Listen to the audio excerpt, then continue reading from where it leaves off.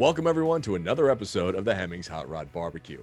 On this episode, we have host extraordinaire Christy Lee.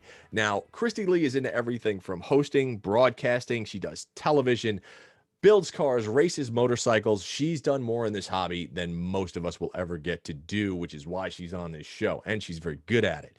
Now, as we do before we introduce our guest, we always go to the Hemmings Classifieds, of which we have 25 to 30,000 vehicles, both online and in print, as well as our Hemmings auction.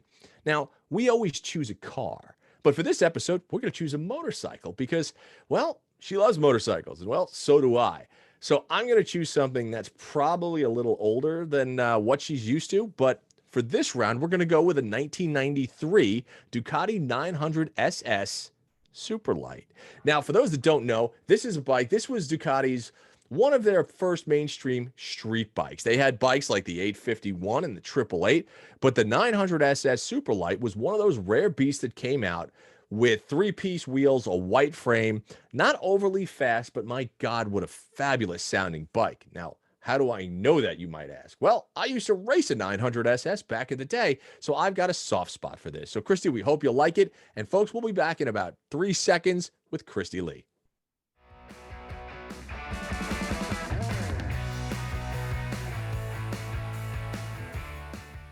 Hey, everybody, and welcome back to the Hemmings Hot Rod BBQ podcast. We are back with Christy Lee, who has probably forgotten more about motorsports and motorcycles and building in cars than you will ever know. Career spans television and broadcasting and hosting, and it's pretty damn impressive, to be perfectly honest with you. Oh, and what else? What do you want to throw in? What? I mean, more compliments. Oh, more. Oh, okay. We're just going in. Okay. Yeah. Pretty much everything. Talking about how awesome I am. Well, I mean, listen, you've done, I think, so much more. Your career has spanned, quite a few years, and you've hit on so many amazing different genres, be it bikes, cars, off-roading, hosting, all this stuff. Like, you've dabbled in so many of these different realms that I think people just wish they could do it. But you've done so while keeping just kind of a very grounded personality in the whole thing, where, you and I both know we got loads of egos in this business that just go poof, poof, and they blow out all over the walls, right? And it's nice to talk to people that are just like, I do this because I like it. Like, it's fun. This is a great gig, Yeah, no, I mean, I completely agree with you. And thank you for all the, beautiful compliments right out of the gate. I certainly appreciate Absolutely. that. But yeah, I mean, I kind of just always fall back on the same thing of I'm just me. And it just so happens that me happens to be on camera sometimes. So I kind of don't really know how to be anything but that. I mean, I would have been an absolutely terrible actress because I don't know how to break out of the person that I am and just be something that I'm not. So that's probably what I love the most about what I do, and anything on camera, or even just, podcasts, or, hanging out and talking about cars at a car show with people like yourself. Like, that's what I love about it, is I get to just be me all the time. And I've kind of made this entire career foundation based on that. So how did you first get into, I mean, getting into, as a woman, getting into motorsports is fantastic. And it's, you've done so much, but was it a family thing? Like, did your dad get you into this? Did your uncles get you into this? How did it all start? Wait, into cars and motorsports or television? Honestly, cars and motorsports first. Let's go into that. Let's go into the mechanized side of it. Okay. Then we'll go into the production side. Okay. Of it. It's one of the chicken or the egg first type things, it's all kind of incestuous at that point. Cars, motorcycles. Okay. The long story short is that my dad was a shop owner mechanic. So I kind of just grew up around cars. Like, that was just a thing, we spot cars. Oh, look, it's this car. Oh, look, it's that car. I mean, I was obsessed with a 1989 Lamborghini Countach at like way too young of an age. Like, I should have never been looking at cars like that, but that was just kind of what we did. And that was my dad's livelihood, was being a shop owner. I don't think that was something that he wanted to do. He just happened to be good at it. So my dad kind of vicariously through me wanted me to do bigger, greater, more amazing things. He wanted me to go in medical. Not my thing. So I somehow ended up being around cars in my upbringing, working in the shop with him a little bit, but I spent a lot of time in his shop, not wrenching too. And then it kind of just transformed into cars and motorcycles. And I grew up in Daytona Beach. So racing, bike week, major motorsports, like driven events is just kind of, I mean, we take it for granted as Central Floridians. Sure. You know, no big deal. It's just like, you know, the biggest race in the United States, the Daytona 500, the World Center of Racing. But yeah, I mean, I grew up around that, and then living in Daytona, motorcycles were huge. The two-wheeled scene was a really big thing. So I hung with some friends and they had motorcycles. My dad used to have a motorcycle. So it's like, you know what's cooler than riding on the back of someone else's bike? Riding your own bike. So I bought a bike, and then the next step from the street, you want to go to the track, and you can't take a stock bike to the track. So you start building track bikes, and then you start racing bikes. And then you start riding dirt bikes and building mini moto bikes and building another track bike. And now I have motorcycles in my house, and there's one right there in my basement. That's great. That's great. I think that so many people kind of fail to realize, like, if you get hooked early, right? Like, I didn't get hooked on motorcycles until I was probably in my teens, just because, like, my dad was a surgeon. So I remember the first time I had ever said, you know, Pop, I want to get a bike. And he was just like, oh, hell no. Like, he literally brought me to the morgue and he pulled out a cadaver and he's like, that's what happens to people on motorcycles. And he's like, what do you think? And I'm like, I want a Ducati. And I did. Like, I went out and I bought one, and it's that progression, right? You start riding on the street, and this was, I mean, I'm going to date myself, but this is back in like late 80s, early 90s. And we were in Brooklyn and then Eastern Long Island. And we would just go rip up like the roads out to Hampton Beach and Nisqually and all these crazy, you know, we terrorized the Hamptons until one day we're like, we're kind of good at this. Like, maybe we should go to the racetrack. And then we did. And then all of a sudden we've got leathers and we've got, you know, hundreds of dollars worth of equipment, and spiraling hard. And it's just, it gets into you. And I always tell people, like, regardless of what I do with cars, the fastest car that I've ever been in just doesn't compare with dragging a knee around a corner at 130 miles an hour and then coming up in a cross-up wheelie. And, like, you know that everybody else that could see you from the sidelines is going, that's the coolest thing I've ever seen. I feel like we're having like an MA meeting right now, Motorcyclists Anonymous. Like, we are talking about, well, when I got my 15-year chip, I know. Really it's true. It's totally true. I mean, so, all right. So you got into bikes. Were bikes your first love, or were cars your first love? Oh, that is such a tricky question, because I feel like it's apples and oranges. I mean, you know, obviously I'm a fan of combustion, and they're both fuel driven, adrenaline driven. I mean, there's such a plethora of different cars. So it's hard to say like which car's your favorite. It's even harder to say whether it's bikes or cars. I don't know. I mean, I definitely am more of a bike addict, I guess you could say, mostly because of space. Yeah. So yeah, sure. For every 4 bikes, it equals one car. So I guess the hoarder in me is thinking about, well, what can I do with the space I have? How can I make the most of it? Well, I can get a whole crap load of bikes. Right. So I don't know. Cars were probably my first love, even though my dad had a dirt bike, and I remember him ripping around the yard with me on the tank when I was probably way too young. And, you know, people frown on stuff like that nowadays, but back then we're like, let's go. Yeah, do it. Oh, totally. Yeah. So, I mean, I think know. that's Equal love now, equal love. Okay. So now once you started getting into bikes and you started getting into the car scene, when did you feel like, okay, for a career and for a job, I think I want to do this. Like, I want to play in broadcasting, and I want to do radio or whatever the case is. Like, did it happen by accident, or is this something that you made a conscious choice to say, this is what I want to do? How did that happen? Ooh, okay. This is like a 2-part story, but I'll condense it. So growing up in Central Florida, Disney is like right there.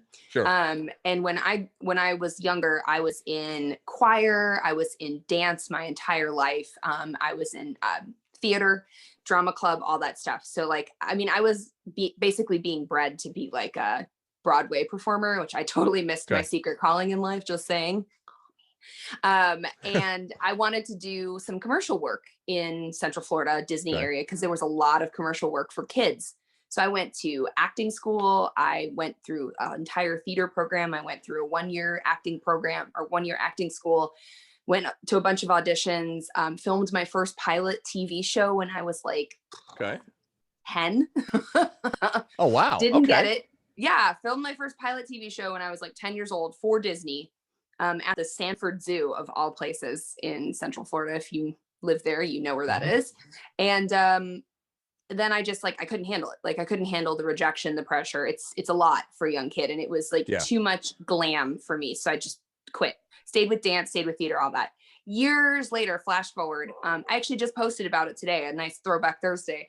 There was this competition in Metro Detroit to work at a rock radio station, and I was like, Mhm. I can do that. So I Yeah. sent in my application. I auditioned, and I won. And I won a Huh. 1-year stint as like the spokesperson for the radio station, and also as a on-air traffic, sports, and weather reporter on the afternoon drive, which was prime time. So I Okay. did that for a year, and then I loved being on air. I love being in broadcasting. I was kind Mhm. of good at it. Everyone told me like, you have the face for TV but the voice for radio. I don't know if that's a Right. compliment, but so I started working as a DJ. I stayed with the station, and then it was like, hey, I started doing on camera work for the radio station. I was like, wait a minute, I like this camera work stuff better, and I'm pretty Yeah. good at it. And that was Yeah. it. And then I just took off from there. The first couple of jobs I had were with motorcycle racing. So Okay. I literally reached out to a production company that was doing YouTube videos for, Hmm. at the time, AMA Pro Racing, so our American Sure. Superbike Racing Yeah. Yeah. series, Sure. and just hit him up and said like, hey, you guys are a bunch of dudes. You need like a girl, A little female diversification in perspective. here. Yeah. Sure. I ride. I love motorcycles. I love racing. Let's do it. And they brought me on, and that was like 2010, I want to say. And that was Okay. kind of like my very first like reporting gig and doing interviews for YouTube. And then That I've had like 8 trillion jobs since then. that's great though, and I think that one, I don't think people understand the hustle of trying to get into this business, right? How much stuff you're going to deal with, how much rejection you're going to deal with, because that's a big part of it. And people don't know that, right? People just think that, okay, you're doing this, you're in front of the camera. Well, did this just happen overnight? It's like, no, you son of a bitch. Like I put years of my life into this. Like I gave up so much stuff to do this, right? Oh yeah. And then you're constantly battling between other people that are coming in and auditioning, and you know, finding your niche in this business is tough, right? And kind of serpentining your way through the personalities and then through the different gigs, and then where everybody wants to lock you up contractually, like you belong to us and you are never allowed to do anything else again. And you're just like, well, shit, that's not going to work. Yeah, it's just like, Yeah. and that's what they want to do, and people don't understand that about being in this industry, regardless of if you're behind the camera or in front of the camera, right? So the fact that I think they've managed to be so diverse is pretty impressive. It's actually pretty cool. Have you done or have you thought about or wanted to do work behind the camera? Like, so how much process, especially when the shows come on, what is the input level that you have at this point, whereby you're like, I want to make a show like this. I think this is a great story. Or are you pretty much like, you know what, screw it. You guys write it. I'm going to stand here and do what I got to do. I mean, first of all, that's a loaded question. But second of all, I mean, I'm like all over the board. It's really project specific. Mhm. I mean, obviously, like just the little bit of a backstory I just told you about is very grassrootsy.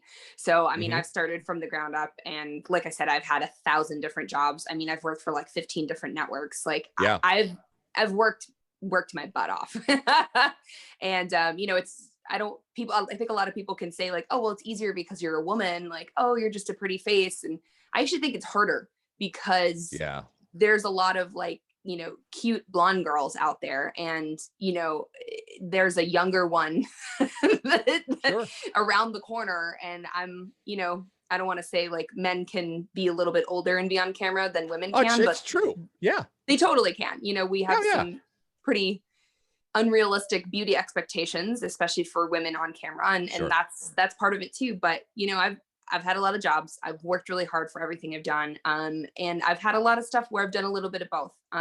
Starting out in my career, there wasn't the option to just like, okay, what's my call time? I'll be there, and just, Right. push record and let me know when you're rolling and I'll just do my stuff. Like, that didn't exist. I mean, I was the producer, I was the coordinator, I was the Yeah. ground crew. I mean, I remember my first season, actually my second season with AMA Pro Racing, doing those YouTube videos. It was me and a camera guy who I hired, who I booked all the travel for. I Oh yeah. coordinated everything. I did the business proposals, all that stuff. Yeah. And it was just him and I at the racetrack.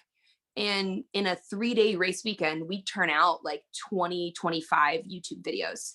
So I'm doing like 4 to 5 minute interviews with 20 plus people. And then also working with the marketing department to incorporate like marketing promotion type videos. Like, this is the series sponsor and Yeah. this person from this, that kind of stuff. I mean, I was doing all that. Like, nobody handed me a script. Harley Davidson asked me to put together like a 12 to 15 minute lifestyle piece for them. I wrote the whole thing. I didn't get any credit for that anywhere, but it lives somewhere now. Right. Like, I did that stuff. Now, kind of later in my career, I'm super grateful for the different types of productions that I'm doing. And of course, like the bigger budget, higher end, more, I don't want to say prestigious, but Sure. more upscale, I guess you could say, Yeah. types of jobs I'm doing now.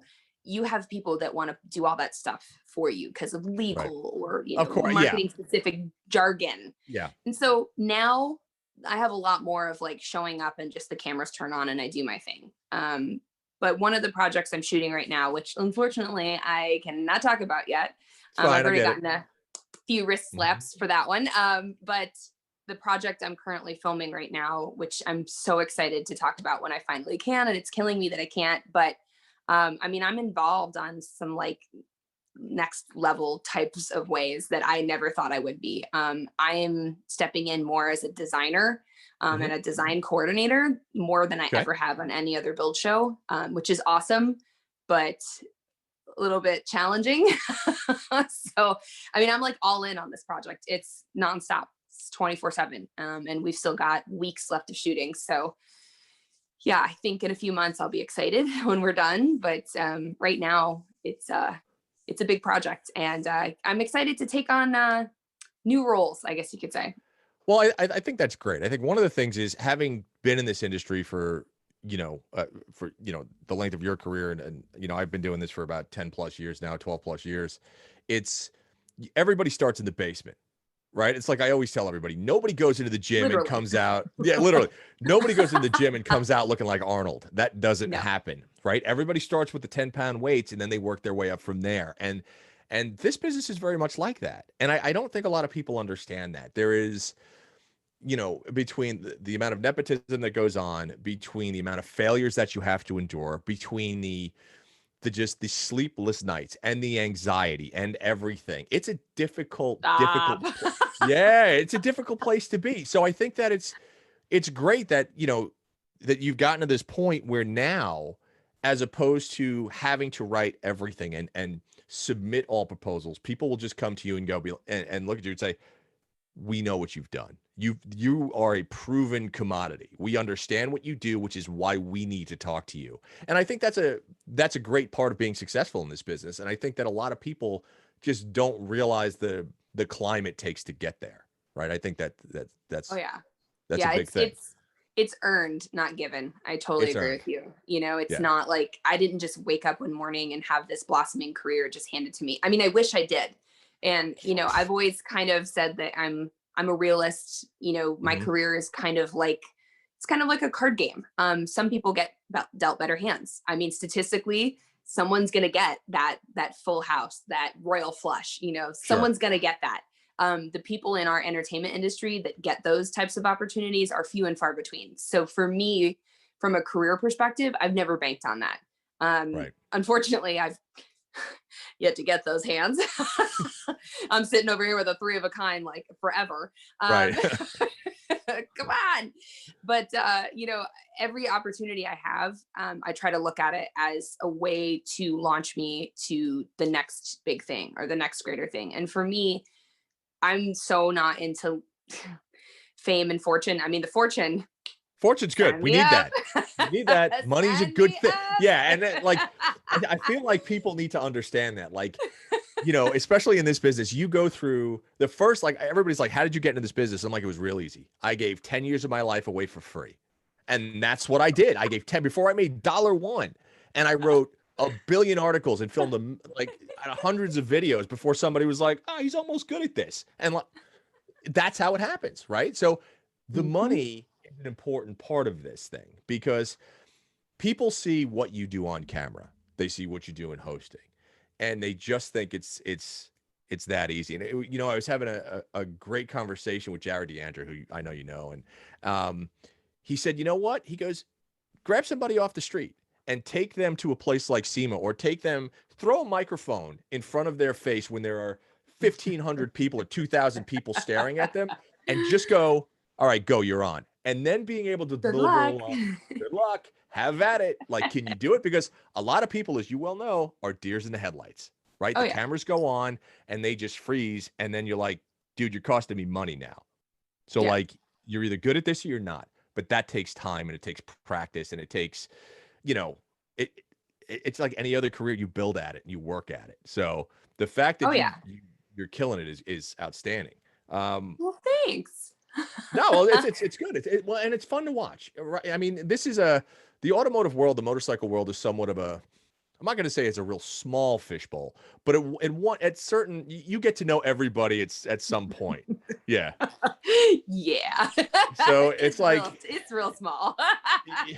navigating that, and you know, it can be difficult. But let me ask you this: what projects? Like, do you have any type of passion projects that you want to work on, or that you're like, I have this great idea, but I don't, and you don't have to say it. I'm just very curious to say, in the next 5 years, I want to be doing this, or this is a project that after I do X amount of hosting or, you know, writing or whatever the case is, I'd really like to get behind the camera and develop new shows or develop new ideas for whatever the case is, right?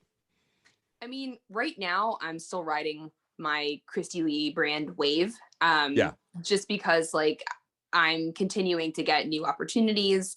I've got like some great stuff brewing. So I'm just working that vibe. I mean, I don't want to say that that has an expiration date to it, but at Sure. some point in time, I mean, I'm probably going to get burned out before companies get burned out on me, Right. because the travel is brutal. But Right. at some point in time, I definitely do want to step away from just being on camera all the time. I mean, one thing that I definitely would like to do at some point in my career is to provide tools and ways for other people to benefit their career, because that was something that I didn't really have when I was like first breaking into the industry. Yeah. So I mean, I had a lot, like you said, like a lot of non-paying jobs, like just gig after gig. I mean, I Mhm. remember when I was starting out surfing Craigslist for like TV opportunities. I Been there. mean, Yeah. I've like made friends with camera people that worked at local news stations so that I could get somehow an insider tip to audition to be a traffic reporter for like Channel 4 in Detroit. You know, stuff like Right. that. Like I was doing anything and everything that I possibly could just to get more experience. And I mean, it's like what you just said, like you can't just do this. It just takes time to be really good at this, and it takes time to be comfortable. And the better you get, the more recognize that is. But I've always wanted to do like some kind of training. And I don't want to say I want to have some like, you know, the Christy Lee Academy No, sure. Yeah. 101 camera work, you know, like nothing super cheesy, but just an outlet for people to get advice, to find tricks and tips and ways to break into the industry and where to go and how to do this and how not to do this and what worked for me and what didn't. I would Mhm. love to be able to help people in some way because I really didn't have that. And then having anybody that you can, I hate to say this, trust Oh yeah. when No, you're breaking in, I know how that goes. you know, that's another big part of it is like having that resource to you. Like I was so, I don't want to say untrustworthy, and I don't know if that was a good thing or a bad thing, but I was so untrustworthy of like getting help from anybody because I just didn't know. Um, but you can't do this. You can't do anything without help from other people. Like you just, it's how Right. it is. So it took me a lot of years like resisting that to kind of just give in and be like, you know what, I need help. So I would love the chance in the future at some point to be that person for other people in some type of way, if I could facilitate that.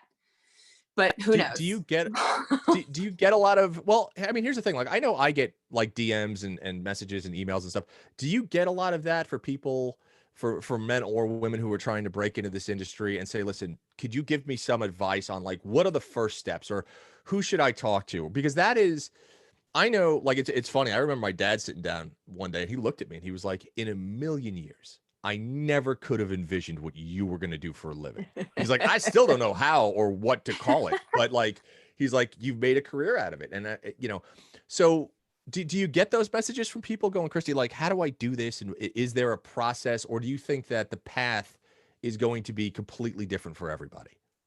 I mean, things are different now. Like things are a lot different now, like with social media and digital content. Whereas I Yeah. think when I was starting out, and I'm sure that you can agree with Oh, me yeah. too, in your span of your career, I mean, YouTube was kind of just becoming like sort of a thing. Like all those things were out there. Like Yeah. I'm not like that old, like, I am. 1952, we got a color TV, like, but still, like, from content perspective and camera work and becoming an on-camera personality. I mean, now social media is just like, it's insane. And Yeah. obviously, I mean, we all know what influencers are. Oh, And yeah. I think like I think like influencers, social media influencers, like it's a great thing, but it's also for like people like us who have already an established career, and that Yeah.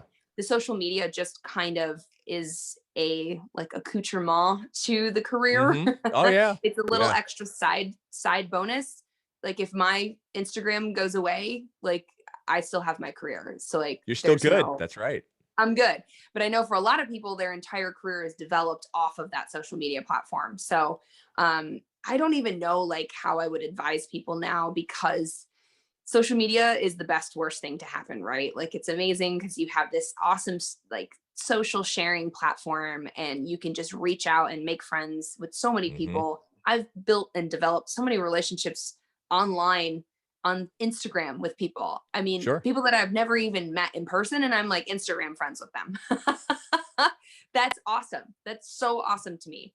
But it's also like, it's hard to really know people because you're just talking to a person on Instagram. You don't really know them. So I Yeah. don't know what advice I'd give to people now trying to break in. There's so many outlets to do stuff on camera, and there's so much to do in this industry. It's almost like there's too much. Like it's oversaturated. Yeah, I do. And I agree with that. I think that to make a name, right? Because you're right. Like if Instagram went away for you or went away from me, like we still have a body of work that's out there that we Yeah. can go back and we can showcase to people, where somebody that has that, you know, million plus followers or 500,000 followers or whatever they have, right? If that goes away, I feel like it's going to be like the Wall Street crash. Like you're going to see people jumping out of windows Yeah. because their entire identity was based around this one thing that was based on a small photograph. And that's Yeah. it, you I know? mean, like my honest opinion, and who knows, like if this is going to happen, it's just my opinion. I think like right now, there's just such a massive saturation of Yeah. influencers. And I think at some point, I mean, we all know that, advertising is what drives everything. Yeah. So for Instagram, Facebook, Twitter, all of these social media platforms, TikTok, same thing. Um, when they start to see a dip in advertisers, because these advertisers, instead of spending big bucks directly with these social media platforms, they're going to start using micro influencers and Right. little, spending here and there, um, or not even investing in all because there's so much just, Saturation. yeah, and there's just so much like blah content out there now because everybody wants to be an influencer. Look at me with my new skin cream and my amazing hairbrush, like great. Yeah. But like I think at some point in time there's going to be a shift with social media, and I don't know if that means that the existing platforms we have are going to change, or if the next best trendy thing is going to come along and it's like literally just going to wipe the slate clean. And like that sucks for a lot of people who've built their entire career and foundation on being an influencer, but I don't think that any of us are, above that stuff going away. Like, you know what I mean? No Oh one's yeah. safe from social media, like changing. So I don't bank on that. It, like I said, it just kind of supplements what else I do with my career. Hmm. Um, and that's kind of, it's like a fun outlet for me. And that's kind of it. Yeah, no, and I agree with that. I really do. I think that you know, and here's the other part. Like we put out into the stratosphere what we want people to see, and Hmm. that's it. And I think there, you know, there's that balancing act, right? Some people just put everything, 100% of their life is out there, and I'm like, what are you doing? I'm like, are you insane? Like, and you know, from the content that's produced, people think that they know you, and that's a wonderful thing because you want that. You want people to feel comfortable with you and to be able to approach you and say, hey, this was great and it's wonderful to see you and everything like that. That's a wonderful thing. But so many people go to that next step, and it always makes me cringe. It always makes me go, don't put that, take that picture down. And you might want to rethink that viewpoint just a little bit because that's gonna hurt you a little bit, right? So, it, and I, like I said, I don't know if that's good or bad. I really don't. All I know is like I think you found it, you know, exactly what works for you, and how you know you've put your personality out there for the audience, and they obviously love it. Um, but from the social point, yeah, it frightens me what a lot of people are doing because once it's there forever. That Yeah. doesn't go away, and that is, you know, in 10 years, if I'm going for another job or somebody's approaching me and all of a sudden Mike Musto or Christy Lee puts out this one thing that's found and they're like, oh no, that's it. No, that's done. Yeah. Right. Yeah. So, Oh yeah. eh, No, I know. I mean, even just I mentioned that I did like a throwback post to my old radio job today. Even just like sifting through some old photos to put that post up from like 2008. Looking at those pictures, besides the fact that they were like insanely blurry with like a 6 megapixel digital camera, um, God, these are awful. And the flash, everyone's got red eye. mhm, Besides that, you know, looking through those pictures and just seeing like people just posing for the camera or just in candid shots. Whereas now, I feel like every photo that's taken, you're trying to take a good Instagram photo, like yeah, a good photo that's Instagram worthy. Like, right. how can I position this? How can I move this? How can I frame this so it's going to look the best on social media? And it was Mhm. just interesting for me to reflect back on that just earlier today of like, wow, how things have really changed so much. So, I mean, social media is great, but like I said, it's just it's gonna change. It's gonna change eventually. I don't know what that's gonna be, but I didn't pay for any of my followers, so I'm glad Yeah, I'm not invested preaching to for the choir. them. Yeah, exactly. I don't have the money to pay for anything. So yeah, I get that. So, all right. So let me ask you this. I'm gonna turn a little bit towards motorcycles. So Okay. what do you have right now? I'm curious. Like what do you race? What is like your street bikes? Or do you know, do you get press bikes or how like what do you enjoy riding the most? Like what, you know, what works for you? Um, I have more bikes than I should. I'm perpetually trying to downsize, but it seems like every time I downsize, I acquire You more, know that doesn't which work. is a good problem to have, I suppose. But I actually won a charity raffle drawing like a year and a half ago for a motorcycle. I won a 2015 Panigale R. Oh my God. Jesus. That's a hell of a raffle. Like who does that? Like who wins Holy that? crap. I That's won. I was baller. like, That's okay. awesome. So yeah, that's sitting in my garage. Okay. um, so yeah, that was an interesting acquisition to my Mm-hmm. motorcycle family. But right now, let's see. I've got a bike right here. You can see the tail of it. I'm afraid to move the camera though because I have my little tripod like sitting at the Mm-hmm. perfect angle, and I feel I'll Yeah. never get that back. I've got this is the W800, so just like a cafe but modern Mm-hmm. cafe bike, Yep. which is great for the street. It's good around town, not great on the freeway at all. Because Mm-hmm. that narrow front tire, when it hits the grooves, oof, Yeah, it it wants to just likes to dance. go. Yep, Yeah. just does its own thing. And then I'm always worried about some like wicked speed wobble in that on the freeway too. But Yeah. that's the story on that one. Let's see other bikes I've got. There's another one sitting over there. My Z125. That's like my mini pit bike Oh, sure. for track weekends. The other one in that room over there is I love the fact they're all in the house. That's great. there are four in the house right now. That's outstanding. The other one in the other room is a CRF 50, so little Oh yeah. Honda mini dirt bike. And that one is converted to be a mini moto race bike, but Okay. I haven't raced it in probably, well, we didn't race it all last year because we raced it at indoor go-kart track. So obviously, but I haven't raced that since the year before. I haven't had a chance to fix it because the throttle sticks right at the, like basically where the cable feeds into the butterfly, it like caught on this little spot and the throttle stayed open and I tried to stop and that drum brake is like this big. Yeah, that does. Yeah. No So love there there. was more power than there was braking power. And I ran straight into the tire wall and just bent both my forks. Good stuff. So that needs to be fixed. There's another mini moto race bike upstairs. Those are the 4 in the house. I mentioned the Ducati. There's 2 dirt bikes. There's a street bike. There's a 71 Triumph Trophy, which is highly depressing.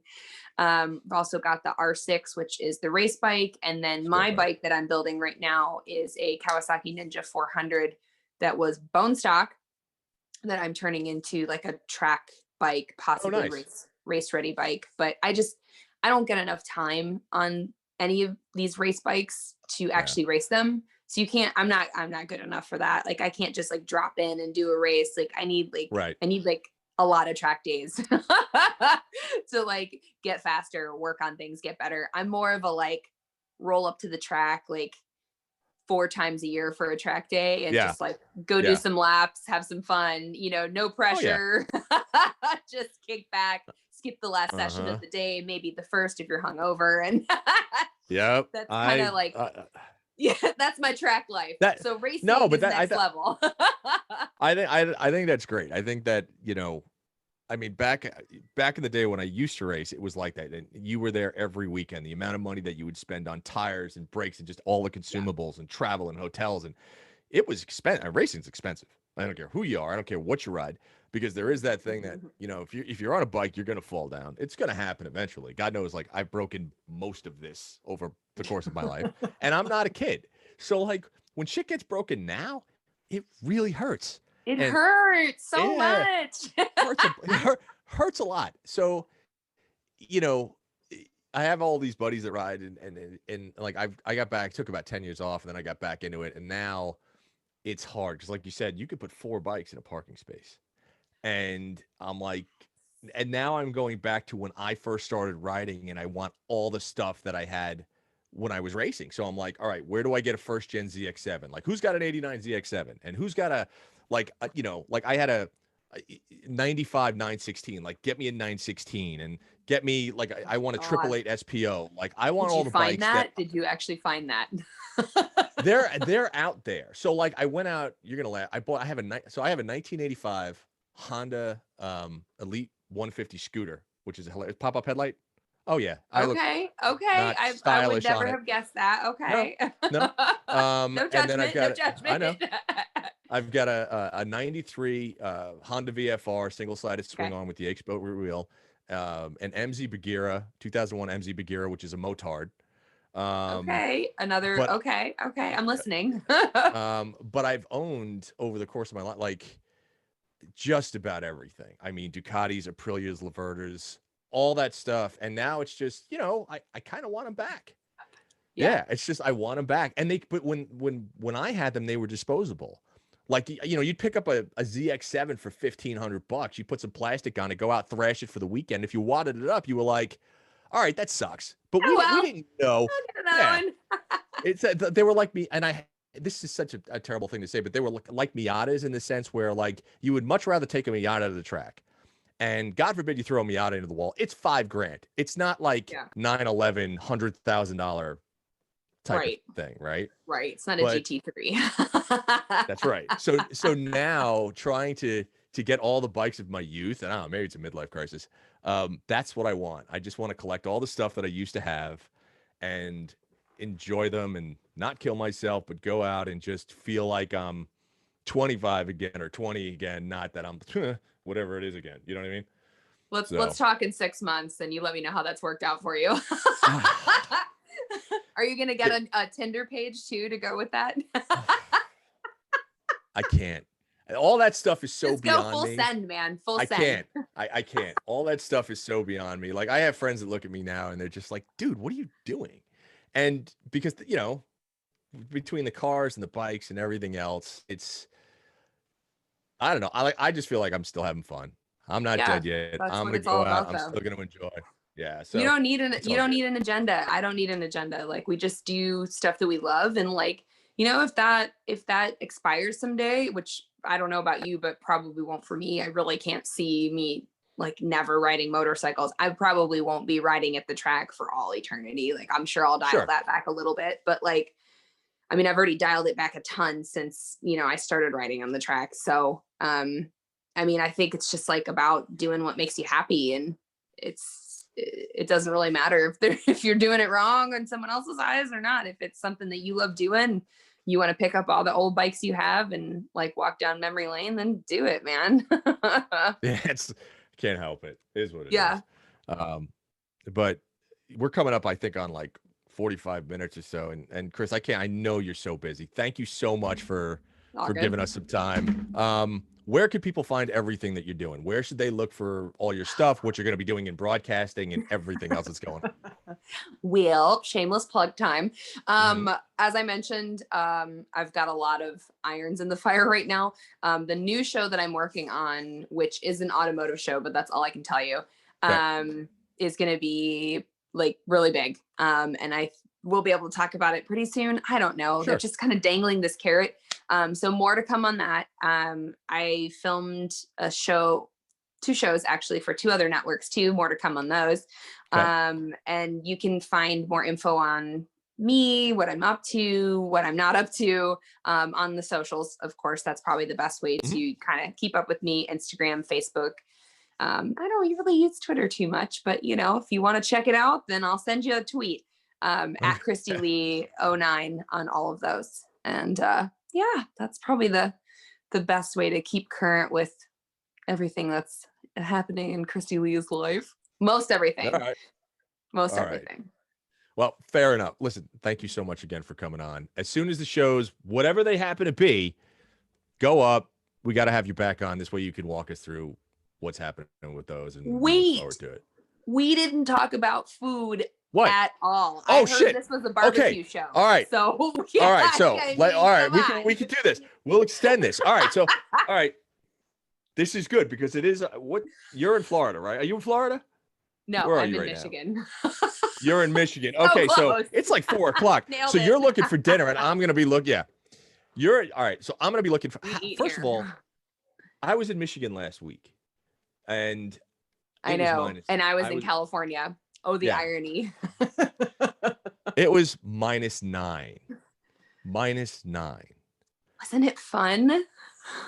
I can't. I can't. And like I grew up on the East Coast, so I get the whole like it's chilly, but like -9 is not okay. And I never understood the concept, and I know this sounds so bad, of like electric start in a vehicle, because I was like, who the hell is going to use electric start? Until it was outside my hotel room, and I let it run for 45 minutes because I was like, F this, I am not going out there. Oh, I came home, and Monday it was 80 degrees. 80 degrees here. And I was like, this is what I want. Like I give you full credit. I have turned into like the biggest wuss because like I can't do the cold anymore. Like don't you miss it? I moved here willingly. I grew up in Florida. I had like the second most desirable weather conditions to California, right? Like if people don't live in California, they live in Florida.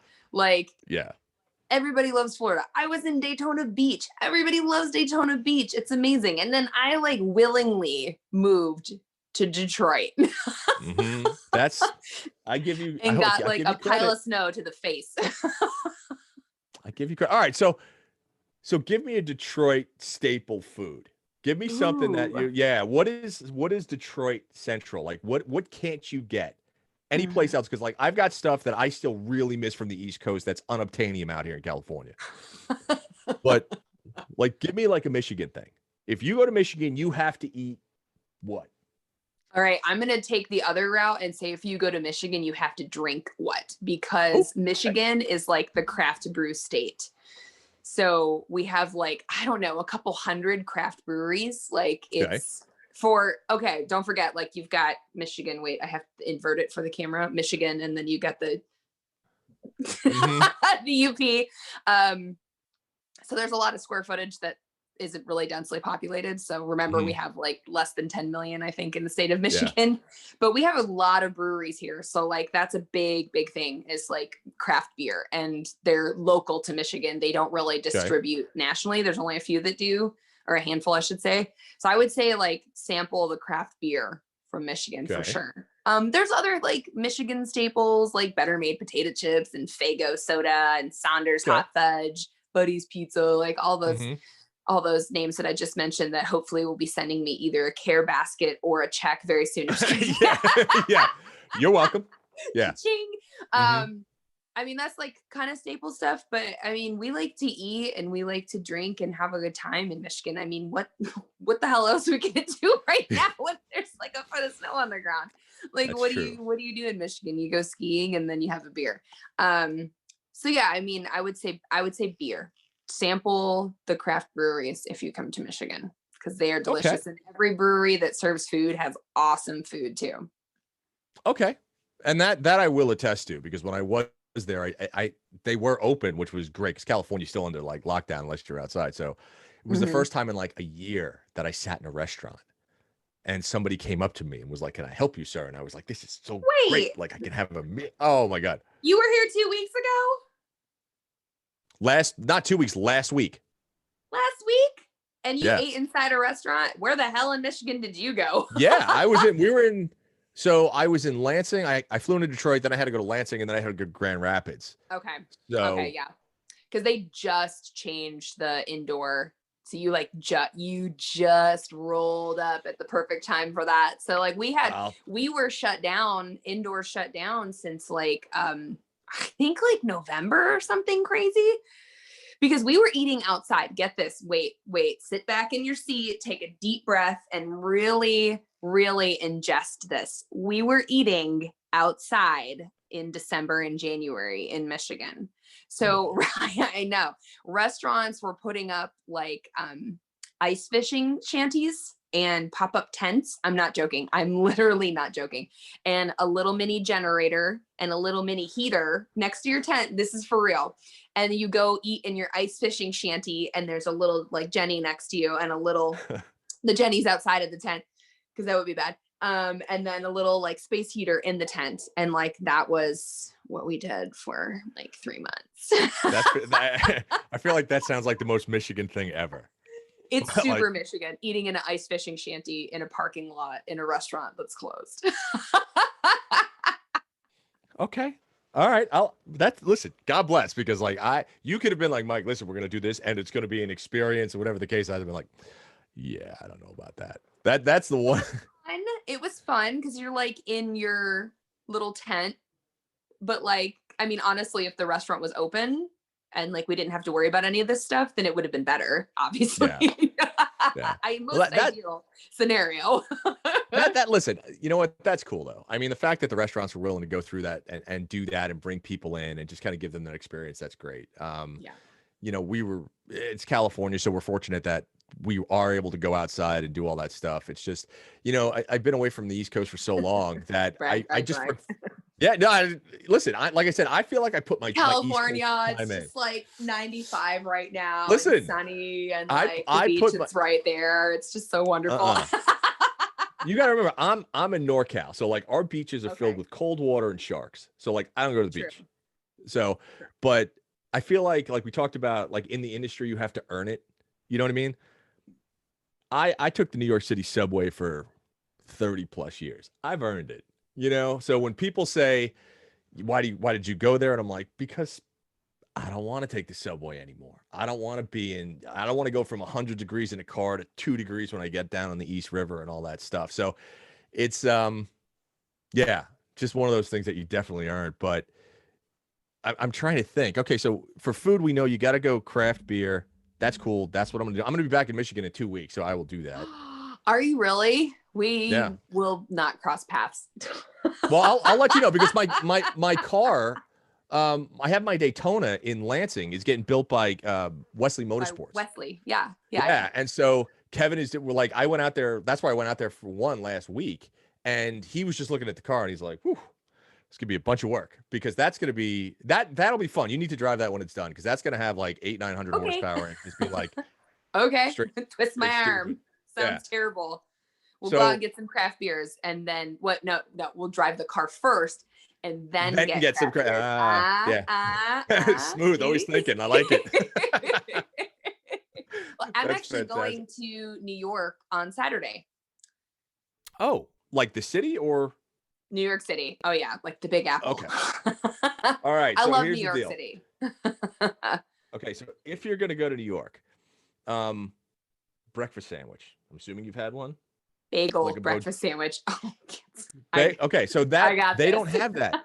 They don't have that in California. So when I first moved here, we don't have delis, we don't have bodegas, we don't have any of that stuff. So like I can't that kills me. That totally kills me. So a breakfast sandwich in the morning on a Kaiser roll with like bacon, egg. Ooh. Best thing ever. Best thing ever. I can't get them out here. So Yeah. you need to do all that. those things that you just said, like a deli and a bodega and these little like custom bakeries and bake shops and all those wonderful things about New York. You basically lost all of those just to have avocado on everything. It would, it's tough. Like I tell people when I first moved here, we went to a pizza place. And I was like, listen, let me just get 2 slices. And the guy looked at me and he goes, what do you mean 2 slices? And I'm like, just give me 2 slices. And he's like, 2 slices of what? I'm like, 2 slices of pizza, my man. And you can't get that. It's very difficult to just order a slice. Like you have to get a pie. And then when I did order a pizza, it showed up and the waitress brought ranch. Container of ranch. And I was like, what are you doing? What's this and sauce? She was like, oh, this is ranch dressing. I was like, well, why is it on my table? Why, and she was like, oh, you take the crust and you dip. Don't take this the wrong way, but don't ever give that to anybody again. And she looked at me and she's like, oh, you're not from here. I was like, no, I'm New York, Brooklyn. Like this doesn't work. So like that took some getting used to. And then the whole avocado thing, the whole like,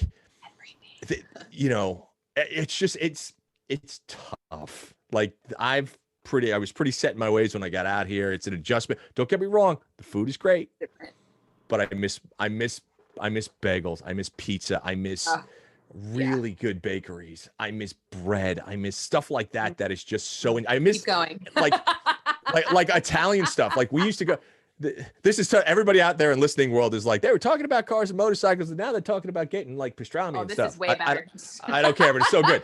So that's the one, like growing, like in the city and in Brooklyn, every place you would go, you could go in and they were like, these places called A&S pork stores. And it was all cured meats, right? It was like supersad and pepperoni and gabagool and all this stuff that I grew up on as a kid. And that I love that are completely, nobody even knows what they are out here. Right. So if you ask somebody to make that for you, they look at you like you had 4 heads. Oh, so I'll tell you this. Last week when I was in Michigan, I went to a place and it was an Italian place, supposedly. And I said, all right, let me get the chicken parm. How bad could it be? Oh, brave. Okay. So it was a chicken cutlet on a hamburger roll with sauce and a couple of slices of mozzarella with a side of French fries. And I was like, what are you doing? And like, this was an Italian restaurant. And like, as an Italian, I was offended. As an Italian American, I was completely offended. And I looked at the waitress and I was like, who's the chef? This? Like, let me at least, what is this? I've been here for 5 minutes. Let me educate you on how to do this right. Because this is not okay. It was so bad. It was so bad. And I feel like, no, sorry, go. No. I was to say, so my mom's family is from Rhode Island. So like you're a New Englander. Like you've probably been there. Like that's all Providence, like Rhode Island. That's it. Like that's all everyone does is eat bread and sauce. Like that's right. I don't think there's anything else to do. But that's the same thing there. Like the food is so specific to that area. Like party strips. You can walk in and say, oh, I'm going to get some party strips. And people go, what is it? Yeah. Oh, it's pizza without cheese and it's cold with sauce. What is that? You're like, it's delicious. Stuff like that. Like I grew up with that kind of stuff. So now there's like, every time I go back to New England, even though New York is not Rhode Island, it's still the same thing. Like there's New York food. There's specific things that I will attempt to get whilst in New York, a bagel sandwich being one, and a really greasy, disgusting, lukewarm slice of pizza at one of the dollar corner places. Absolutely. It's the best. It's amazing.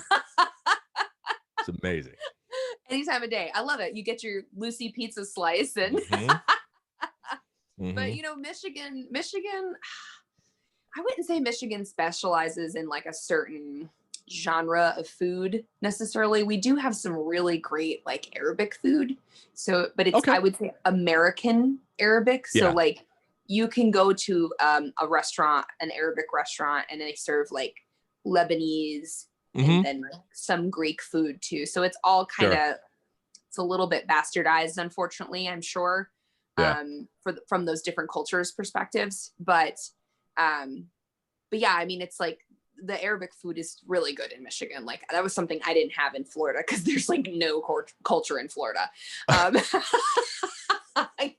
Zero. I'm gonna keep nice and quiet. Right. Yeah, it's a melting pot. Everyone's from everywhere. So like there's no heritage really. There's no culture. Like I'm a native Floridian and I don't live in Florida anymore. So it's like yeah, but see, that's the thing. When you grow up in a place, you know what's what, you know what the good foods are. And I think regardless of where you go, you just miss them. Right. I mean, I know like if you were to tell anybody like, I don't know, get a dirty water dog in Manhattan. Some people look at them like, why would I want to eat that? And it's just such a part of the culture. Or like, you know, like a pastrami sandwich or a bagel sandwich or whatever the case is. It's, you know, it gets ingrained in you, and those things that you do miss it. But I mean, listen, the fact is they do taste so much sweeter when you actually go home and you get to have them. So yeah, you know, that doesn't mean like if this whole career thing doesn't work out, I'm not going to open like an Italian deli out here and see if I can make a go of it. Oh, do it. I've always wanted to open my own restaurant, but as like someone who's owned my own businesses before and someone who eats at restaurants a lot and also someone who spent like 12 years working at restaurants. Oh yeah. I'm good. Yeah. No, I get it. I get it now. All right. So this is what we got to do. So next time you're in NorCal, I will take you out and we will go for, I will find a NorCal specialty, and I'm not sure what that is yet, but I'll find something that's good up here. But when I'm in Michigan, beer. I got you. You said you're coming to Lansing. That's where Wesley is? Yes, I'll be in Lansing and then Grand Rapids. In fact, I bought this, I should say. Grand Rapids is like the beer capital. Oh boy. So we just bought, we're doing a whole series on this big road trip that we're getting ready to do. And we bought this crazy 81 Suburban with a manual in it. And we're literally going to road trip across the country. So I will be back there in a couple of weeks to do that. But we will absolutely, I'll give you my schedule. We'll go beer, and because that works. Drive, and then when you're out here, oh yeah, drive then. Yeah. That sounds amazing. That sounds amazing. All right, cool. Chris, thank you so much for coming on. This has been so much fun. As soon as your shows come out, you got to call me so we can have you back on and you can tell everybody all about them. Okay. I will definitely do that because I'm beyond anxious to actually talk about things. Good. We have the forum to do so. Yes. All right. We will talk to you very, very shortly. Absolutely. All right. Talk to you soon. Bye. Thanks for listening, folks. And again, please subscribe to the Hot Rod BBQ podcast. If you're on Spotify, check us out there. Subscribe to it on iTunes. And if you are going to go to YouTube, make sure you go to the Hot Rod BBQ podcast and hit that subscribe button, and we'll come to you every week.